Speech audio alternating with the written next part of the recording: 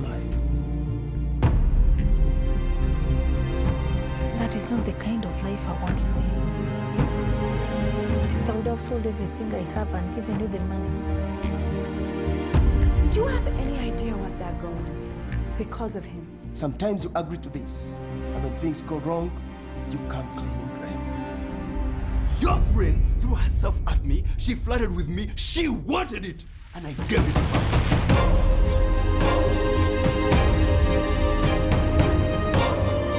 We want to send a message across the country that there is no disgrace in being a survivor of sexual violence.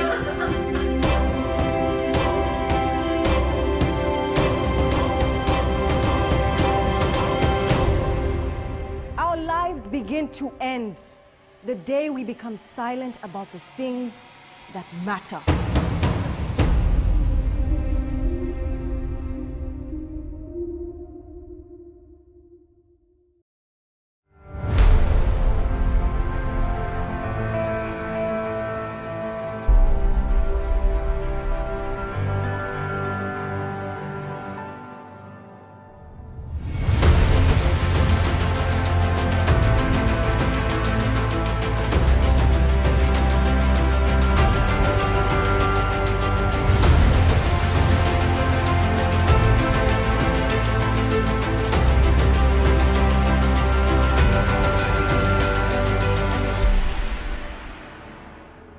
The Peer Educators Academy is a program where we mentor young people in sexual and reproductive health.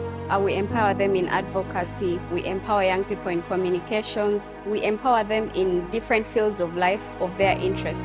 We've given them skills at the academy and knowledge to enable them to make different life choices.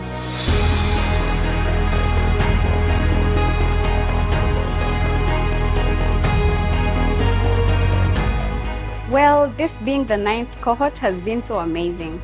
One thing that stood out for me in the 9th cohort was the teamwork that they had.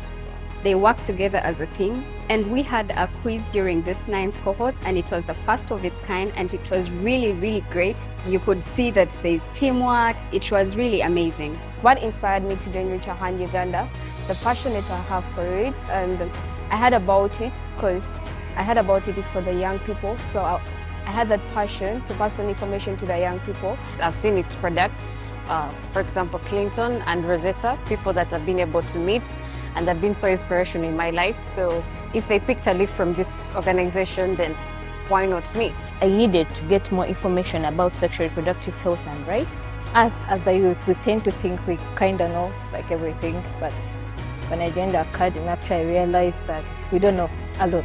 I joined so as get more knowledge on SRHR so that I can pass to other people in communities, most of those who marginalize and take these young people as if they are joking when they express some of these things to them.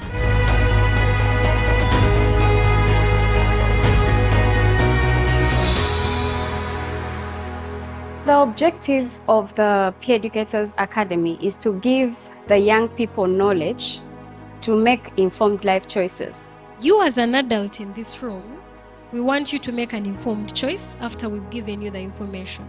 Our communities perish because they don't have the right information. Information about health, information about physical health, information about mental health, and also spiritual health. If you're saying you're a woman of values, you're a woman that respects yourself, you're a woman that is trying to achieve their dreams, then focus on your dreams. And know that in this life, there are a lot of challenges that we go through on a daily basis. Deep down, I've always believed in myself, and now I'm just as... The outstanding sessions that I had in the CSP 2023 is that I got to learn more about the sexual reproductive health and rights. I got to learn to know how to plan. So many things that I learned that are really so crucial in life that you're supposed to be having. One that stood out for me the first time was about the discipline of the bed, how to sleep. Then two, I like the advocacy. I'm interested in mental health and psychology, and we've had sessions to deal with that. So I've learned a lot in the sector that I'm really, really interested in. We tend to think mental health is a thing for the whites. That even one day I told a friend about it, and then he was like, Those are white diseases, not African diseases. I intend to pass on the information I've learned to people who need it, because we've had cases where teenagers have the highest cases of depression, stress. So I would love to pass on the issues to do with mental health and how to maintain stability in that sector to the people of my age, maybe older or younger than me. I would love to advocate for most of the things that I've learned here. I would love to fight for the young people outside there that are really missing out on this information, not because of ignorance, but it's because they don't have the information or they've not been told.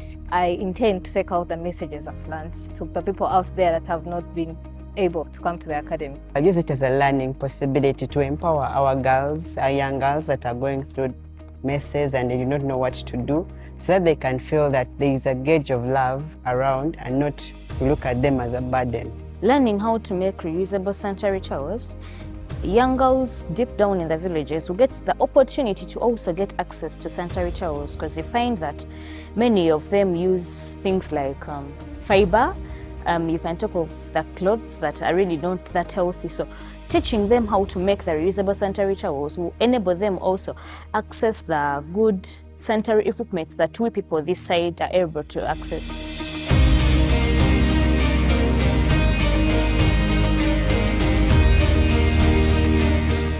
To the people that organized this program of Peer Educators Academy, I want to take a special thanks to you, because you've shown the youth that there is a platform where they can show their talents, they can grow. It's been a great experience. So on behalf of my fellow peer educators, I would like to take a special thanks to Reach a Hand Uganda. Thank you so much, and we hope that this continues in also the coming years, such that people out there, other young people out there, also get the opportunity to learn this amazing information that we learned, because you get to know that you learn and unlearn a lot of things. They should do more and more and more, because such opportunities bring out good outcomes, and a lot of people are going to be learning from this. And we thank them for everyone that they were able to bring to talk to us. And we pray that you continue blessing us, continue bringing more people like this, because even us tomorrow, maybe I'm in Lira, I'm in Sudan, I can also start up something and at least call them to come and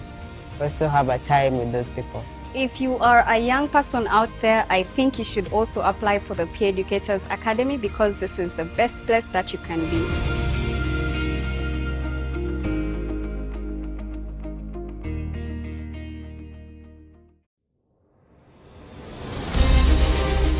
Ladies and gentlemen, good morning, good afternoon, good evening, wherever it is that you are watching this.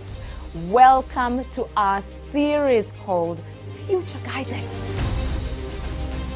We've realized today that a lot of our guardians and our teachers and our parents don't understand the child of the 21st century. The first thing that we all have to do is find out who we are. But even me at 43, I'm still discovering myself, you can imagine. There's a lot that we can learn from others that have gone before us. When you are young and you make the mistakes, you still have time to patch up on those mistakes. You are talking about a child who is raised by a maid and maybe a dog at home. Understand that today it's not all about the traditional courses that make people successful. Don't focus on the course that you're doing, because it may not be a straight road, but pay attention to what is it that gives you life. Now, as parents, you need to offer that supporting hand, that holding hand. Don't leave this to the teachers. Now, it is our job to teach the generation that is coming to do better. Even if you're doing something out of school, connect that dot to something. Walk the journey with them. Do not dictate the journey.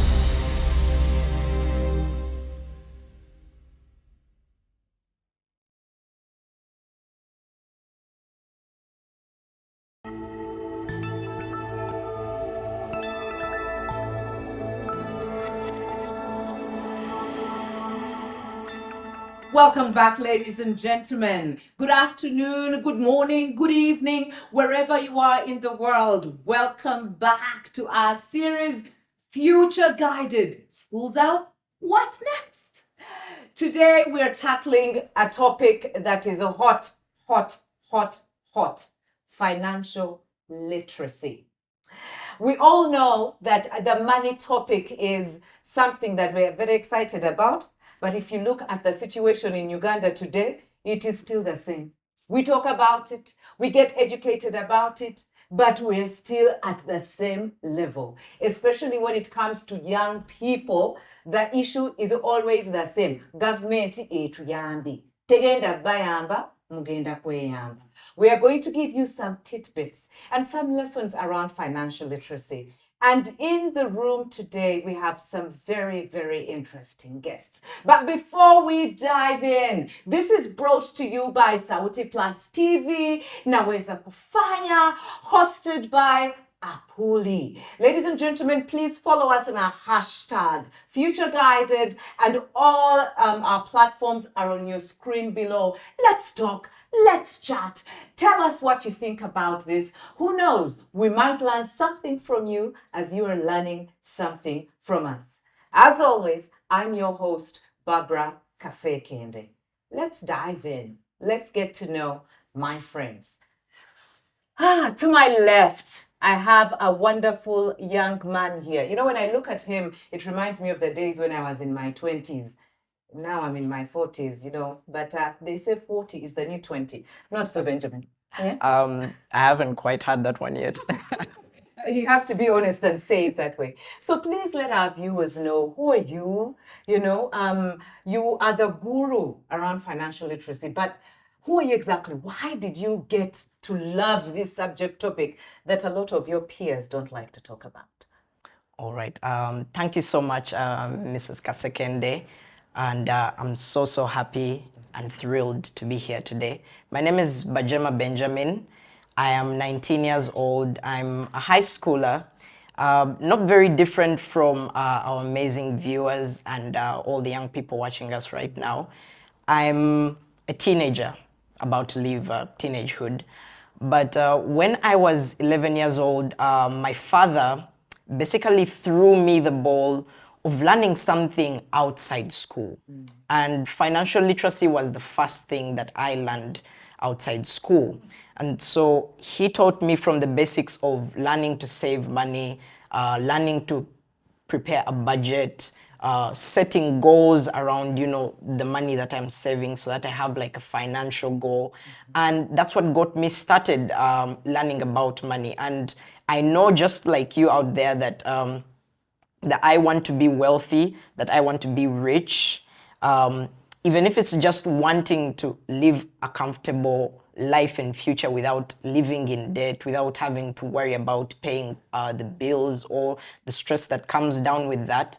And, you know, when I got started, I quickly learned that this is something you should start at a young age, because financial literacy in itself, learning about money, learning anything, it takes that you start at a younger age. Why? Because we who are young, and if you're young, please get this, we have an advantage. And that advantage is we are young.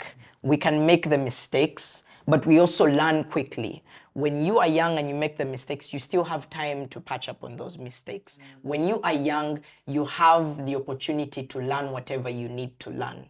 When you are young, you're not worried about taking care of anyone else because there's someone taking care of you, perhaps. And you have more time to learn for yourself.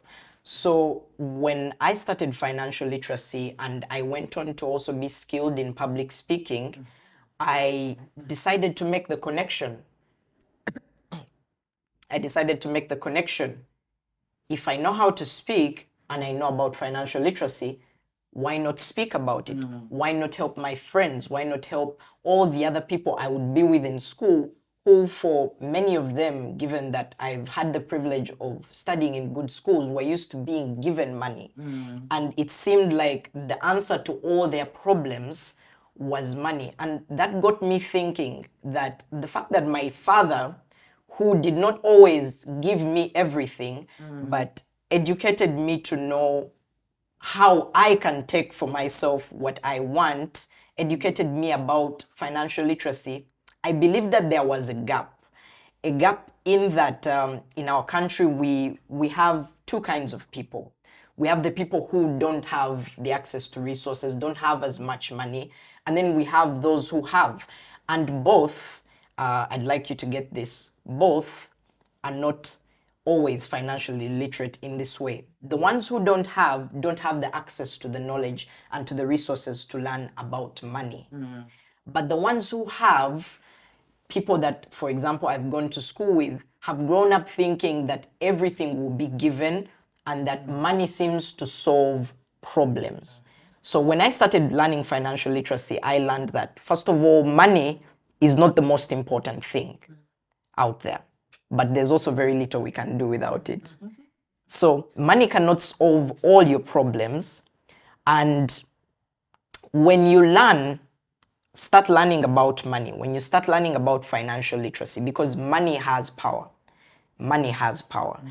And it has power over our thoughts and our actions.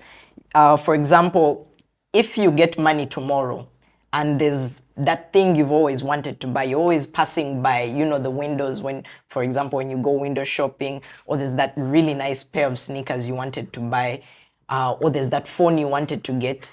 When you get money in your hands, even if it is meant for something else, the natural thing that happens to you is the first thing you think about is the thing that you wanted to pay for or that you need to pay for.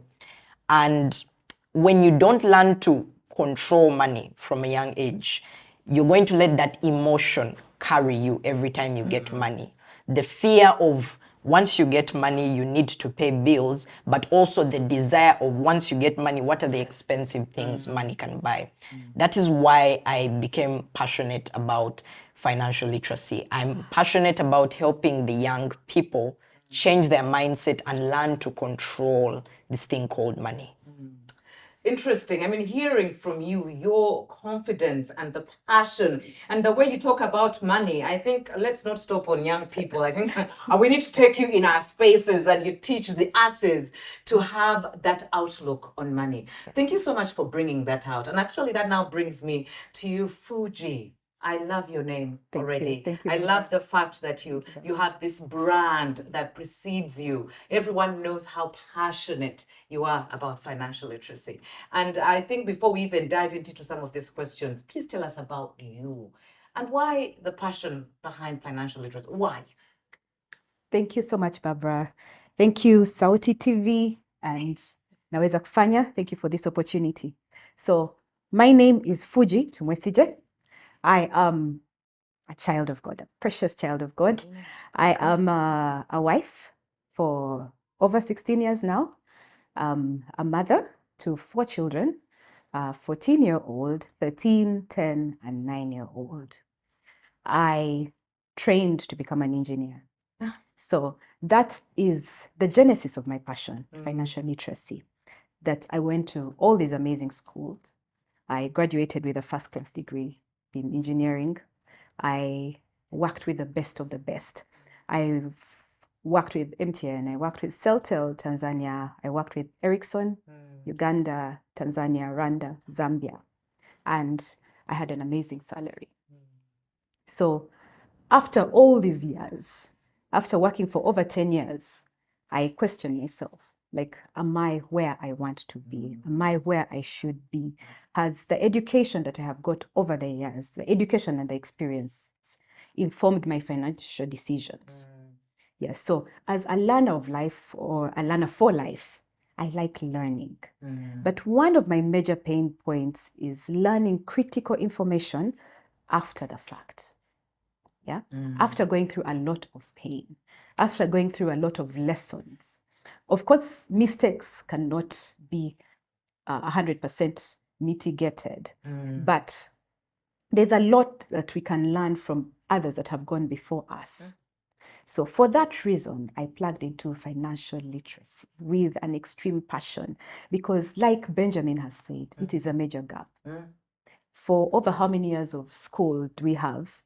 And we have history, geography, physics, chemistry, biology, economics, even business studies sometimes, but then the issue of actual financial literacy is never really tackled. So you have people that are being trained to earn money, but are not being trained on how to handle that reward. And that is the source of the gap, like he has mentioned. So what I did is, during lockdown, we found ourselves with plenty of time. So together with a friend of mine called Daphne, who is a coach, we came up with a package which we call Wealth Creators, where we teach young children how to handle finances. So as an intentional parent, for me, that was something that I realized that I needed to do because we owe it to them. Yes. I dare say that the financial crisis that we see is a result of the parenting that we had. And not to fault our parents. They did the best they did with the knowledge that they had. Yeah. And now it is our job, since we know better, Benjamin, it's our job, since we know better, to teach the generation that is coming to do better. So my hope is that the lessons that we have amassed as parents can then be passed on to the younger generation beforehand, before they make their own mistakes. Yes. Thank you very much for that. And you're right, huh? We can't fault the generation before us, but whatever we are facing today is because we did not get the learnings we need to get to where we want to go. But Benji, can I call you Benji? Absolutely. You look like a Benji. Yeah? Benji, young people today feel very entitled where money is concerned. You have seen it. I know you go to Green Hill, right? Yes. Okay. In boarding schools, we've had issues around kids getting 1 million shillings pocket money, 5 million shillings pocket money from parents, and so on and so forth. Now, I'm not going to fault the parents, but I think that's a lot of money. But from your perspective as a fellow student, if I am given that money at school, how should I handle it? That's a great question.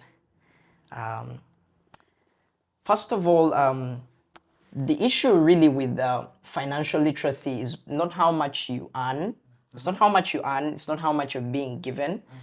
Not how much you're making, but how much you keep of that, and for how many generations.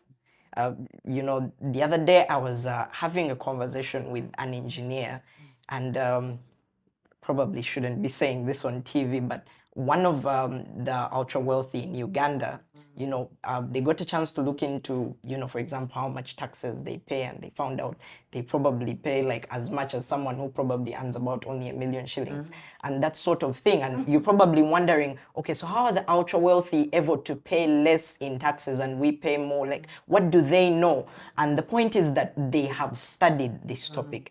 Now, to go back to your question about children in boarding schools that are given these huge, absurd sums of money, you know, for pocket money and for spending, I'd like to say this, that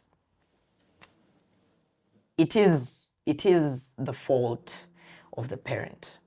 However, it is like Mrs. Fuji has said, that in many ways they didn't know better perhaps, or they didn't get a chance to also learn these same things. And my father always says that, you know, when we are trying to, as parents, when parents are trying, you know, to work so hard to make their lives better, they say, I don't want my kids to go through the same thing. And so truly it is the love behind that that says, I want to work hard so that I can give my kids everything. But then we forget that the suffering we went through, the hardship that we go through, is the hardship that made us in the first place. So it is not right to put money in the hands of a child when they don't understand where that money comes from. They don't know what you go through making that kind of money, and they don't sometimes know what to use it for. Earlier this week, you hosted Mrs. Patricia Mulumba, and some time back, I had a conversation with her, and she said when she was still an active teacher, she went with some kids for a school trip, and they had been given money, lots of it. And one of the kids, as they were walking out of the mall, was crying. And she asked her, "Why are you crying?" And this child says, "The bags are so heavy." And she can see that the bags are so heavy. "So can I help you?" And the child says, "No, that's not the big problem. The problem is I failed to spend all the money that my mom gave me." And so for this child, the challenge for him is that he has failed to spend all of the money he has been given. And so this child is going to grow up thinking that money, first of all, is supposed to be given, not worked for. And when it is given or when it is worked for, it is meant to be spent, the whole of it. And so that's really the challenge today, whether in boarding schools and all around. It's this mindset that money is meant to be spent for every desire, everything you want for it, right? And so when they send us to boarding schools, we think we must buy something for break every day. I for one, some of my friends wonder, why is Benjamin the guy who always, doesn't, after, when it's time for break, why doesn't he always go up, to get himself something to eat? But remember, they're already serving break at school.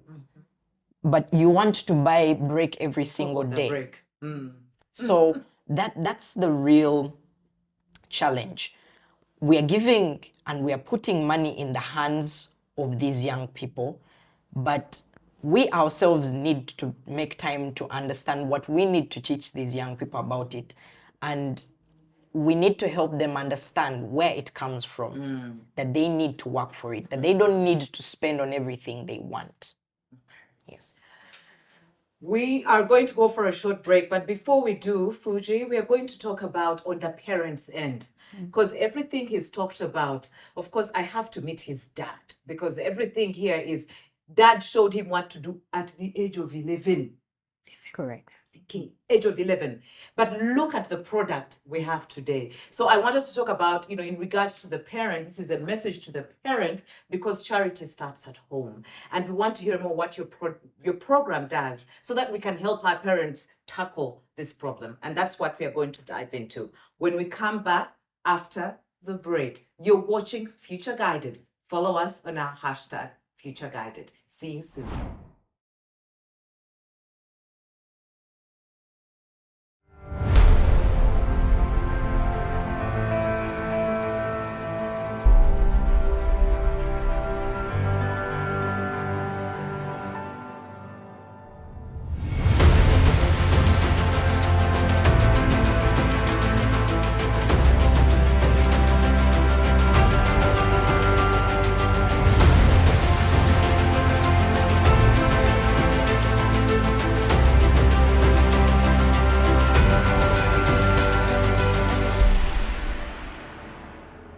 The Peer Educators Academy is a program where we mentor young people in sexual and reproductive health.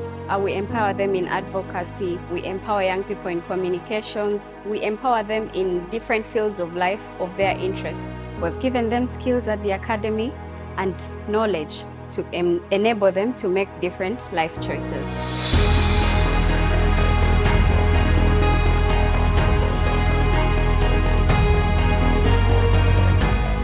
Well, this being the 9th cohort has been so amazing. One thing that stood out for me in the 9th cohort was the teamwork that they had. They worked together as a team, and we had a quiz during this 9th cohort, and it was the first of its kind, and it was really, really great. You could see that there's teamwork. It was really amazing. What inspired me to join Reach a Hand Uganda, the passion that I have for it, and I heard about it because I heard about it's for the young people, so I had that passion to pass on information to the young people. I've seen its products, for example, Clinton and Rosetta, people that I've been able to meet and have been so inspirational in my life. So if they picked a leaf from this organization, then why not me? I needed to get more information about sexual reproductive health and rights. Us, as the youth, we tend to think we kind of know like everything, but when I joined the academy, actually I realized that we don't know a lot.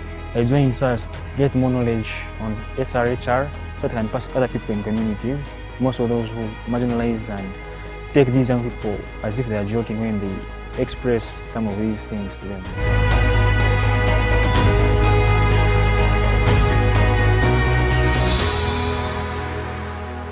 The objective of the Peer Educators Academy is to give the young people knowledge to make informed life choices. You as an adult in this room, we want you to make an informed choice after we've given you the information.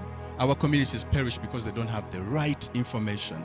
Information about health, information about physical health, information about mental health, and also spiritual health.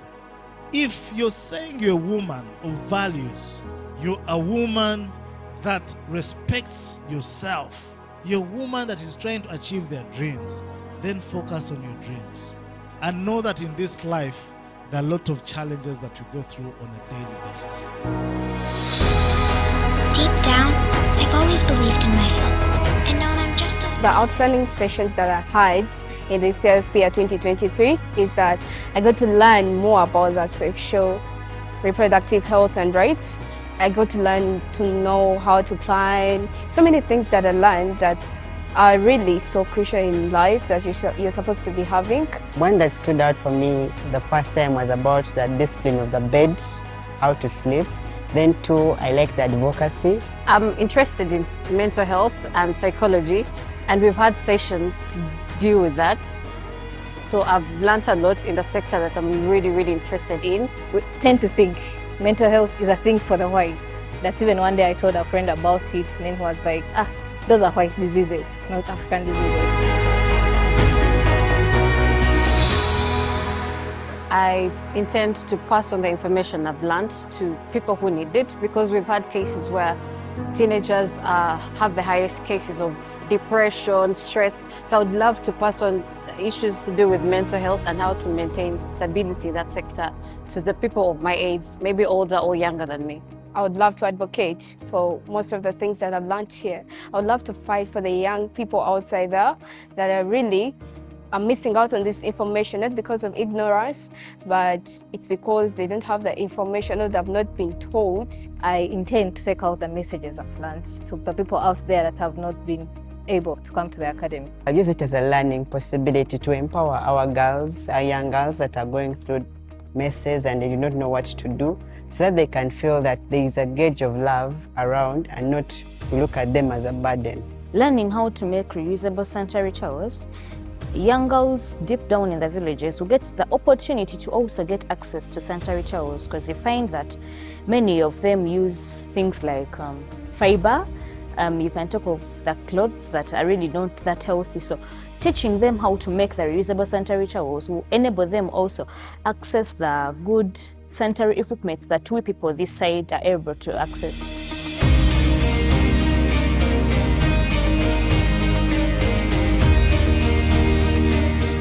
To the people that organized this program of Peer Educators Academy, I want to take a special thanks to you, because you've shown the youth that there is a platform where they can show their talents, they can grow. It's been a great experience. So on behalf of my fellow peer educators, I would like to take a special thanks to Reach a Hand Uganda. Thank you so much, and we hope that this continues in also the coming years, such that people out there, other young people out there, also get the opportunity to learn this amazing information that we learned, because you get to know that you learn and unlearn a lot of things. They should do more and more and more, because such opportunities bring out good outcomes, and a lot of people are going to be learning from this. And we thank them for everyone that they were able to bring to talk to us. And we pray that you continue blessing us, continue bringing more people like this, because even as tomorrow, maybe I'm in Lira, I'm in Sudan, I can also start up something and at least call them to come and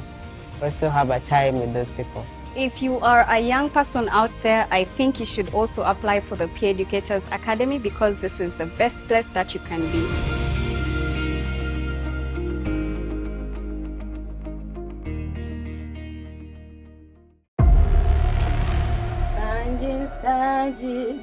Sanji mwana wange tonamera bere zindigenda nawe.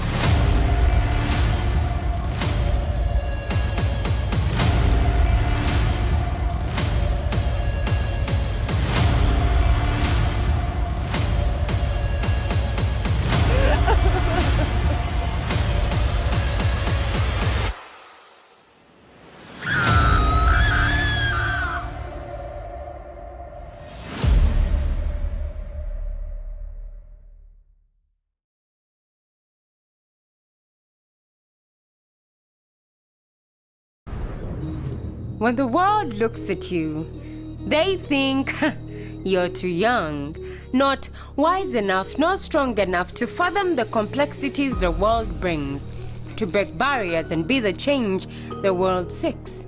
But when I look at you, I see much, much, much more than that. I see strength and tenacity, boldness in your creativity, beauty in your diversity. Like a phoenix, you rise above every adversity. The world's not ready for what you've got in you. I see the sun rising upon a new day, shining a light on a new wave of champions, brave enough to find a new way. I see you with a vision of an eagle and a heart for your people. I see you become a team that sets out to pursue a dream. With each and every stride you make, I see your golden heart. Selflessly giving to each cause you take, I see your hand. Selflessly reaching out, hoping the world sees the change you make.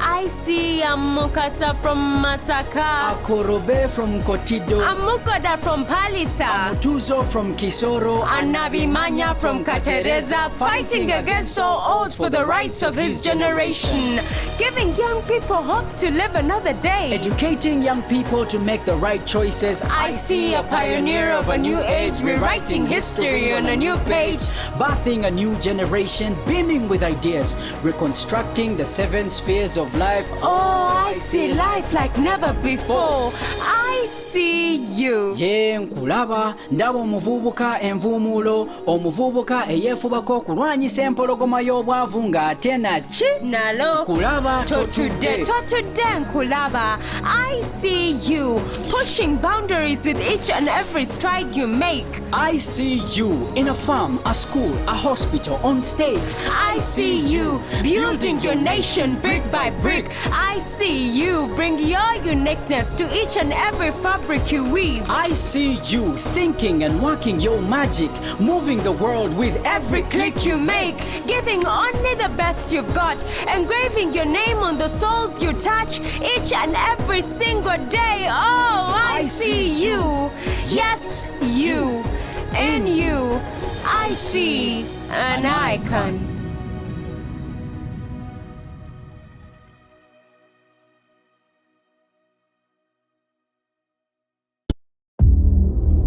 Liam, the purpose of this short meeting is to have a discussion about your relationship with this company.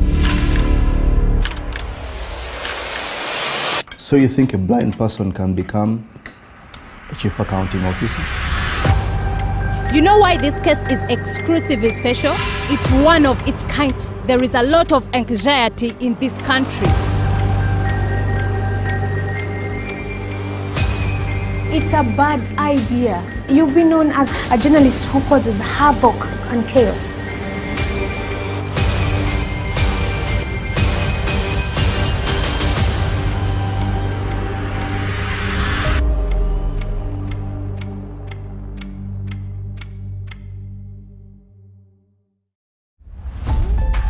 Welcome to the official launch of Very Fast Now!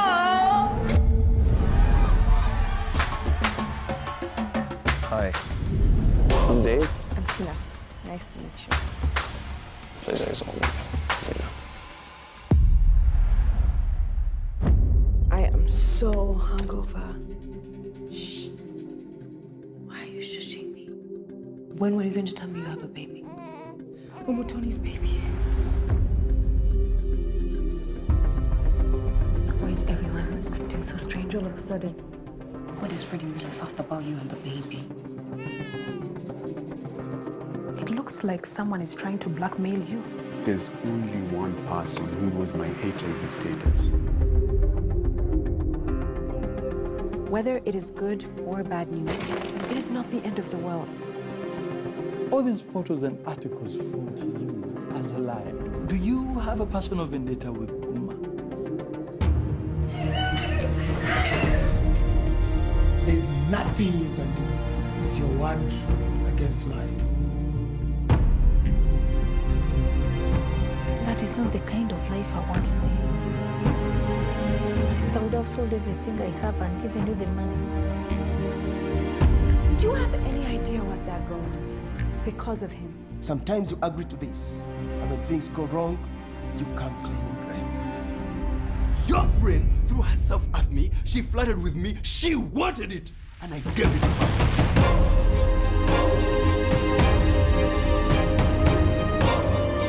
We want to send a message across the country that there is no disgrace in being a survivor of sexual violence.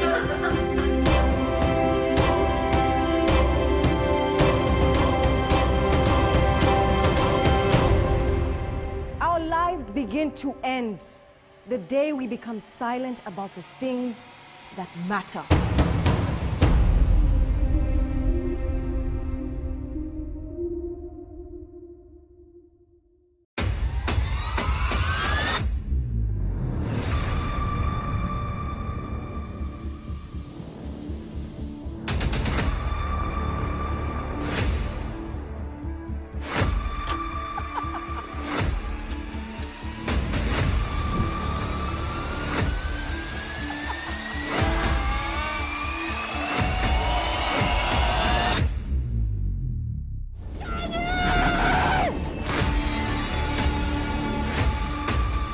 Wow!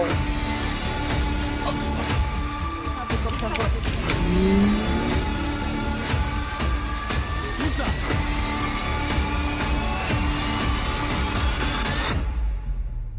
I'm not your child when you can beat up anytime you feel like it. This is equality.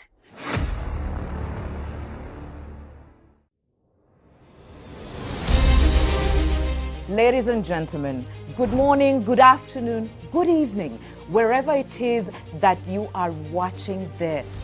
Welcome to our series called Future Guided. We've realized today that a lot of our guardians and our teachers and our parents don't understand the child of the 21st century. The first thing that we all have to do is find out who we are. But even me at 43, I'm still discovering myself, you can imagine. There's a lot that we can learn from others that have gone before us. When you are young and you make the mistakes, you still have time to patch up on those mistakes. You are talking about a child who is raised by a maid and maybe a dog at home.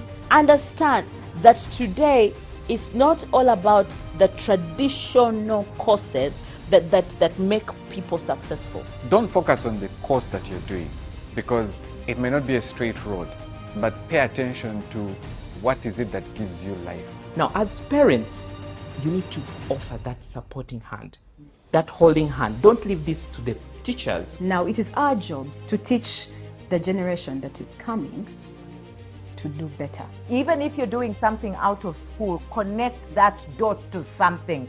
Walk the journey with them. Do not dictate the journey.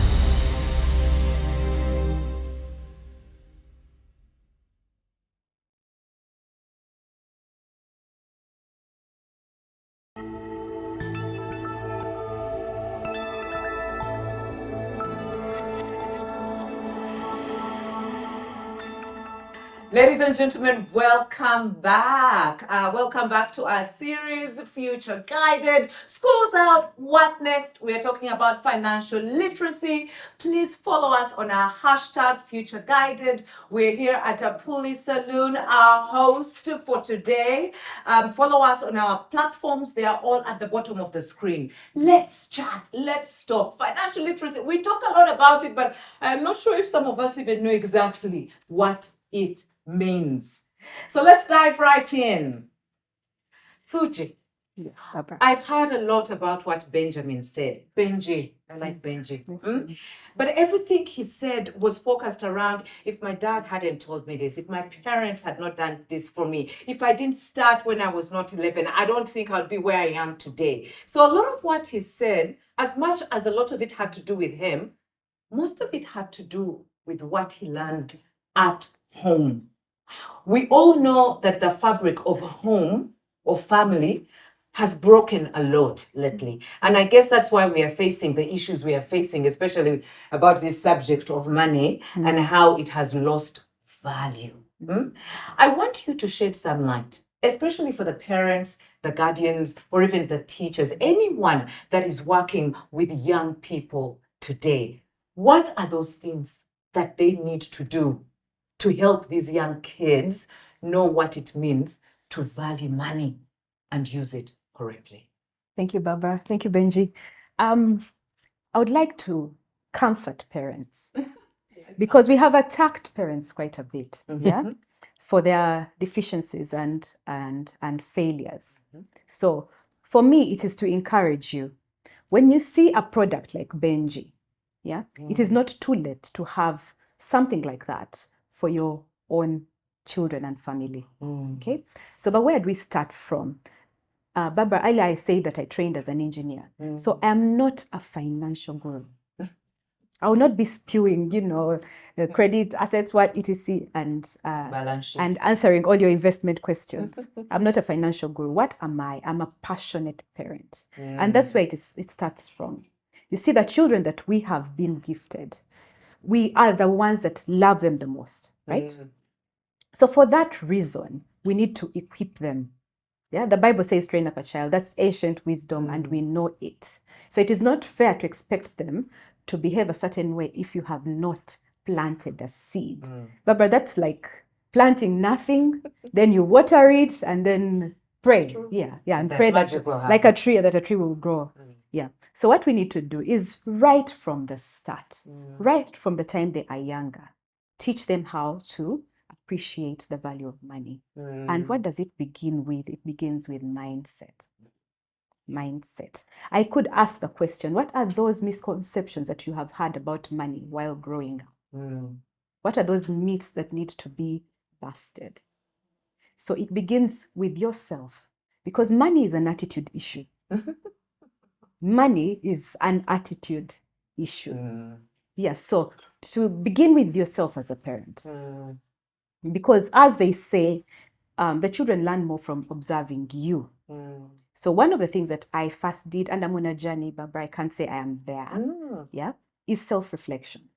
What are the mistakes I have made and why did I make them? And then begin fixing from there. So things like rich people are generally corrupt. So in the program that we ran a poll where we ask the children some of these questions. Yeah, rich people corrupt and all, and we've got 100% results with over 150 children. That's the mindset that they have. The other mindset is that money is evil. We put it out there and we say, yeah, money is evil. And I think over 90% say, yes, it is. And yet the Bible says it's the love for money that is the root, not even that it's the root of all evil. So those misconceptions, the thing is that if we do not embrace the gift that money is, yeah, and understand, okay, so if we do not embrace the gift that money is, understand that it is a tool, then it will drive us. So that's the thing, we need to demystify the subject of money. It has been taboo over years. If as a child, as a 5-year-old, I walked to my father and said, Daddy, how much do you earn? I'd probably get myself slapped. Yeah, in those years, how much do you earn? But this is a question that I've actually trained my kids to ask and ask respectfully. Yeah. So when they meet, say, a dentist, which they have done before, they ask questions like, okay, so after school, what is the range? What are the returns? I'm not attacking you because we don't feel very comfortable talking about our earnings and all. So they ask these questions to get information. Yeah. So demystifying money. It is not a taboo subject. For me to come here and say, you know what, even on my journey, even as I may have a very, what can I say? I have plenty of assets and all that, and my net worth is not shabby. Yeah, but I still have debt that I'm dealing with, and that's historical. Yeah, that I am now paying for the things that I did when I didn't know better. So to be able to open up to the younger generation, be vulnerable, and share your past failures. Yes. So as we start the journey of financial literacy with children, I could maybe try and break it down in a very short summary with maybe a few tips on what to do with the different ages. Interesting. Okay. Yes. So say you have a 5-year-old. The 5-year-old now needs to understand what money is, the value of money, the things are bought. So you begin to instill that idea and show relation that when a child says, Mommy, I want a sweet, it doesn't come out of the handbag and then just simply manifest. Yeah. And as they grow older, they need to appreciate reward. Yeah. Work, you need to show that relationship between work and reward. And I'm really trying to simplify this. Like I said, I'm not a financial guru. I'm just trying to show parents how they can break it down for a child, even as they grow up. So showing that you work, you earn. And there's someone I follow, Dave Ramsey. For him, it actually rewards chores. Something the African in me cannot do. That now you've done dishes, I pay you. No, it doesn't work like that. But what I have done with my own children is that I've identified those chores that would normally fall outside the house. If, for example, I take my car to the car wash, I can then let my son wash it and I pay him. So now those small lessons that you work, you earn, you work, you earn, that will get rid of the entitlement mentality that you talked about, government etuyambe. From the time they are younger, they know that it's not government that is going to help us, but we are going to help ourselves, right? So, and then as they grow older, their brains now begin to understand a little more. They're becoming more sophisticated. And you can now introduce these other concepts like saving. Saving to begin with has to be there. Yeah. Giving. So I can overly simplify it. Earning or the attitude towards work. Saving or the attitude towards delayed gratification. Yeah. And then giving, because giving is an attitude that has to be cultivated while you're younger. That's true. It does not make sense. Charity is irrational. But why should I wake up and give something? But the joy that you get out of it is implanted even when they're much younger. These children come to us when they're tuned a certain way. They are bound to be generous if it is celebrated while they're younger. Yeah. And what did I say? I said working, saving, giving, and spending. We actually think the example that you've given, spending responsibly, is something that actually has to be taught, even from the time they are younger. So like I have said, as they grow, all these subjects become more sophisticated and we give them a little more information. We give them a little more activity.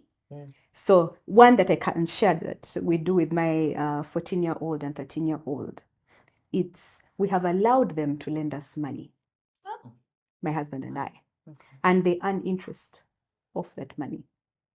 So I have mails. Right now I was looking at an email. They send it to you and say, Mommy, you now owe this much. Oh, I love that. Yeah. So the interest is 10% to keep it simple, because then the math is simple for the 14-year-old and 13-year-old. But what am I trying to teach? I'm teaching two things, Barbara. I'm teaching investment. So I'm not taking this child and exposing them to the stock markets, the NASDAQ and all quite yet. But they're gaining an appreciation of, I put my money somewhere, it earns interest. What do you think the second thing I'm teaching is? The opposite of. So the question that I ask them, you see the interest that you're earning, you would be paying it instead if you borrowed money. That's true. Yeah. So that's an example of how to teach. And over the journey of your life, your child's life, there's so many things that you notice that you can bring out, correct, teach, and fine tune. I would like to talk to parents and just give you an idea, and you'll probably see your child in some of the things that I will say. You will get a child at they are naturally a hoarder. Oh, that's true. Yeah. So you do need to teach them responsible spending. You need to teach them giving. Then you'll get another child who is just a natural giver. They get 10,000 shillings. They'll say, Auntie Barbara, here is 10,000 shillings for you. Yeah. So again, you need to teach them that there's proportions to the money you get. This is spent, this is given, this is saved, this is, that has to be taught. So you see like those two opposite ends of the spectrum. And then you'll have the ones that are totally oblivious. And I have one like that. My children are chess players, so sometimes they get monetary rewards when they for playing, when they exceed. But you'll have one who gets the envelope and keeps it, stashes it and all. There's another one where you'll find it next to the kitchen sink. And you're wondering, how did it get there? Because they do not feel the attachment to money. They do not understand its value, and they don't have very many needs, you see, at this stage. So this oblivious child then has to be fine-tuned. And what do we do with this one, for example? So what I do with this one is when they have a desire, when they have a want, one of them wanted a drawing tablet, something like that. So I say, okay, go find out how much it is. Do your own research. So they go online, Amazon, etc. Like, Mommy, it's this much. To get it here, it's this much. An estimate. And I'm like, okay, so you save. I'll match it. I'll match it 50%. So if it's about 100,000 shillings, save until you get 50,000 shillings, and then I'll give you the 50,000 to top up.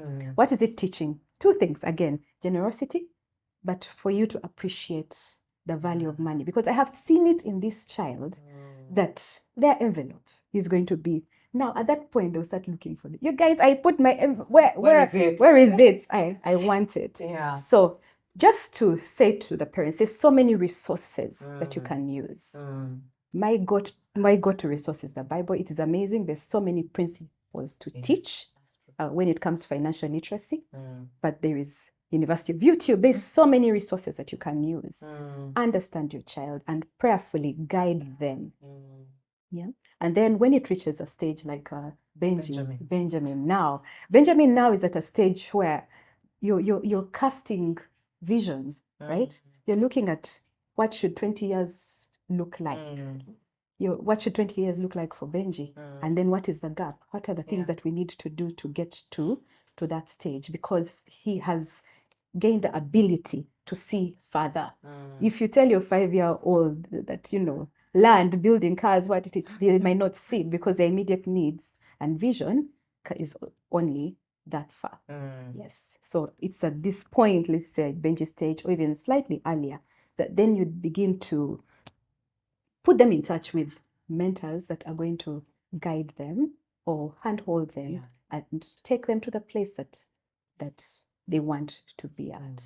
So in brief, that's parenting journey. I have extremely summarized it in a very short time. Yeah, it is a summary, but it is about intentionality. It is about a lot of research. It's about learning from others. Right now, I'm intrigued by Benji's parents. I know, right? They're my new best friends. They're going to be my new friends because I'm walking a journey they have walked before. And to not be embarrassed by where we are and be vulnerable and learn.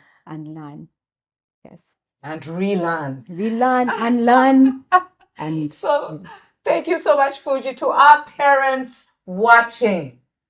Whether we like it or not, this journey starts with you, because your child is building your legacy. But I like the way Fuji has broken it down. It is the things you do every day. That's what we spoke about in our last episode when we were talking about vocation.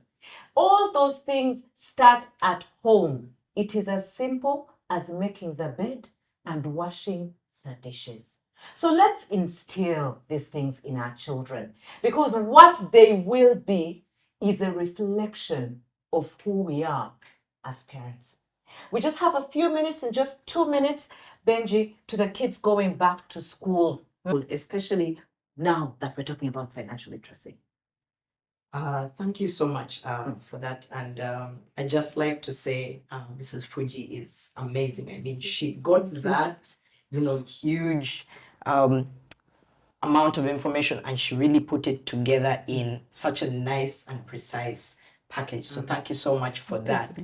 To my friends who are going back to school, those who are slightly older than me, youth, those who are younger, from as young as even 7, because as long as a child can pick up paper and money and can be able to tell the difference between the two, they are ready to get started. What you need to do is to learn.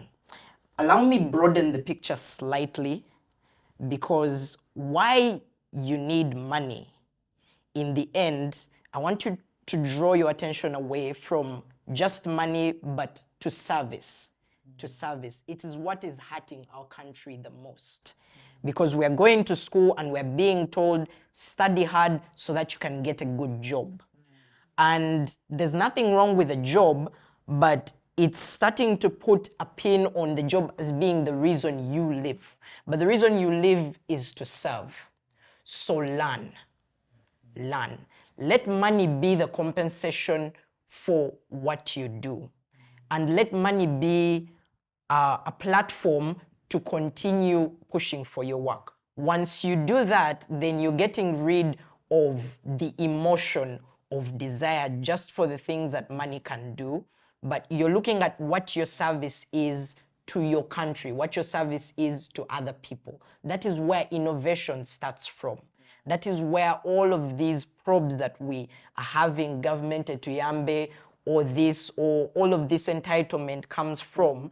We are being sent to school, and somehow we've not been told that at the end, it's not just about getting a job, it is about creating service. And once you create service, that is when you can earn. That's when money will stop being a problem. So if you're in boarding school, if you're in day school, try to plug yourself into how can I serve better? I'm studying biology, I'm studying physics. What am I going to use it for? I'm not using it so that I can become an engineer and get a good job in a really big business. Because big businesses are built by who? They're built by people. People who want to serve, people who want to start businesses. And I believe that is what is going to change our country. Individuals who are going to come up and say, I don't just want the job, but even if I got a job, am I working for a paycheck? Am I letting fears and emotions of desire, am I letting my world rotate around money, or am I working to serve? What more can I do to serve? What more can I start?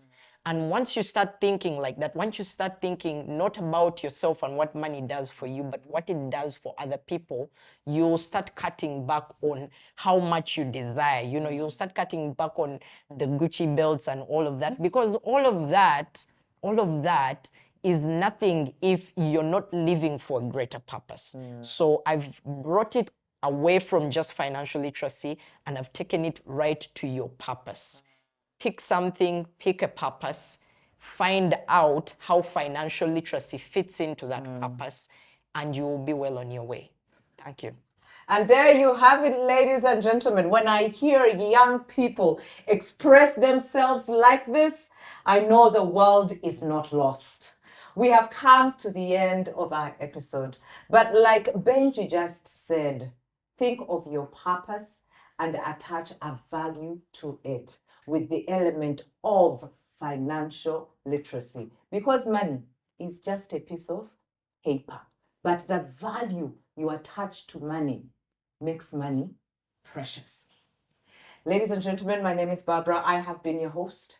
Ensure to follow us on our hashtag Future Guided. This is brought to you by Naweza Kufanya and Sauti Plus TV, and we are hosted at Apuli Saloon. We cannot wait to see you again in our next episode. This continues. The future, well, do we know what it holds? We don't, but we will tell you in our next episode. Thank you very much and happy to see you.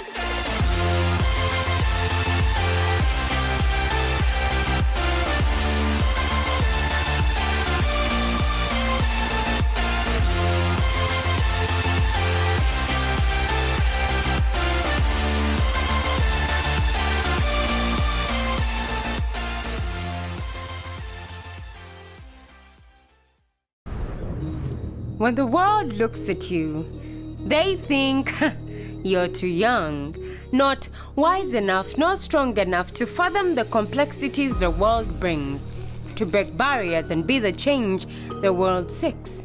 But when I look at you, I see much, much, much more than that. I see strength and tenacity, boldness in your creativity, beauty in your diversity. Like a phoenix, you rise above every adversity. The world